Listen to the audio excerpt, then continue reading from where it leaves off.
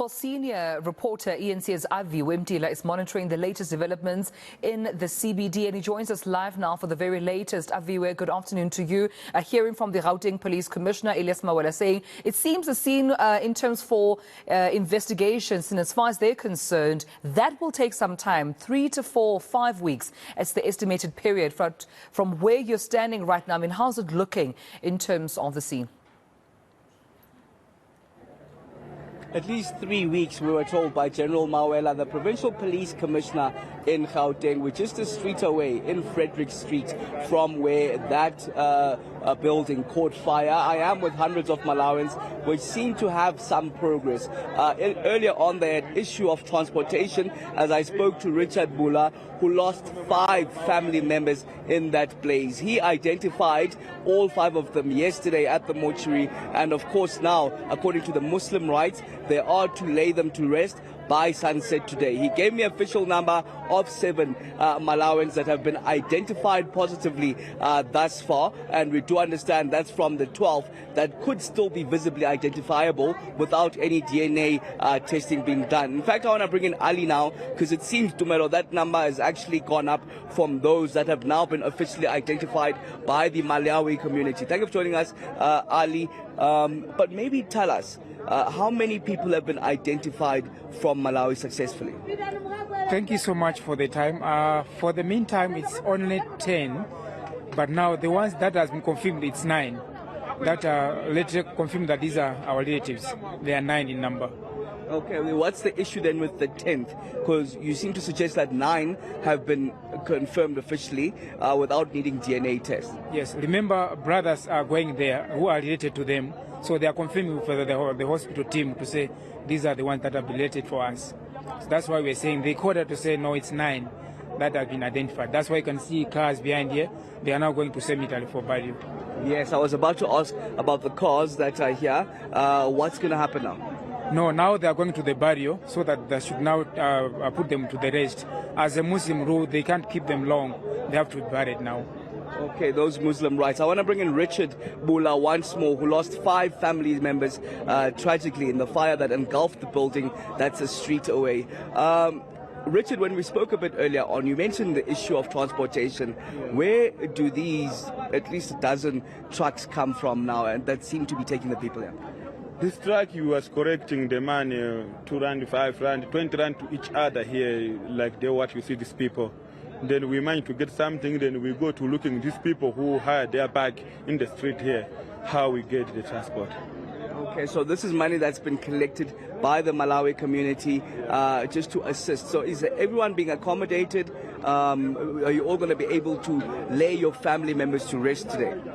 Yeah, we're going to try, because we've got no choice what we're going to do, but we're going to bury them the way it is, in the suffering way. But it's nothing professional we're going to do, nothing dignity, but we're going to bury it according to we are a Muslim people, then we're going to bury it the way it is. Because for now, when I look, like, you see these people, we struggle. You see, just look this car, where they are taking it. Also, there's no even oxygen inside there. But the people, they want to force to go to graveyard to bury their loved ones. You see, so we got this kind of the problem that we got no transport, we got no man, totally we got no man. Then when I see this Gauteng here, this CBD, if they cancel, they are not here. They are not helping you. They are not helping us anything here while we are here since morning. So all the frustrated, but we are hoping that no, let us bury these people, then it will be passed. Okay, 9 loved ones from Malawi going to be laid to rest. What's happening at the mortuary? Are there any more Malawans that are trying to be identified, or what do you know is happening at the mortuary? Now we got 9, but only the embassy was identified, but only 10. But now we got only 9. Then I think maybe the last one, number 10 one, maybe it need to make to DNA test, something like that. Yeah, so for now, I'm not sure about the number 10 one, but now I know about those 9. Okay, but the 9 have been positively, visibly identified. What's happening at the mortuary now? Do you know? Is Ali just bringing you in back here? Any movement at the mortuary in terms of maybe further identification of the deceased? It's very worrisome at the mortuary because the process is very slow. As you can see, we've been here since morning, right, trying to reason with them what's happening. But we heard that because it's weekend, you know, issues of weekend and all that, but still the process is very slow. Now, if you look at the number that we are anticipating to be covered, it's a big number, which is a worrisome for us.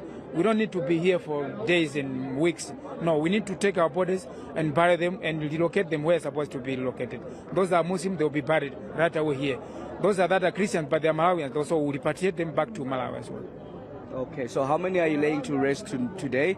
All 9 Muslims, meaning that they have to be laid to rest by sunset today? Yes, the 9 ones, they are all Muslims, and we are taking them to sanitary at this moment. Okay, Yes. Which cemetery is that? It's in Lenasia.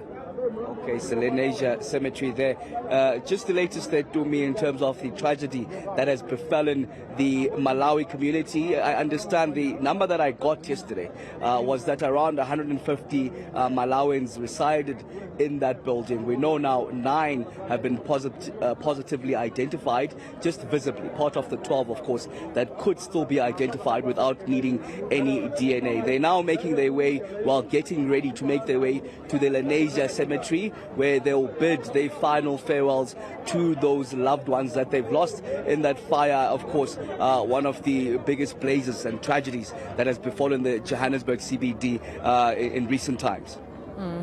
Perhaps let's also just, look back at the efforts here by the Gauteng Department of Health in terms of assisting families to identify their loved ones. Colleague, yesterday we saw that media briefing by the pathologist expert.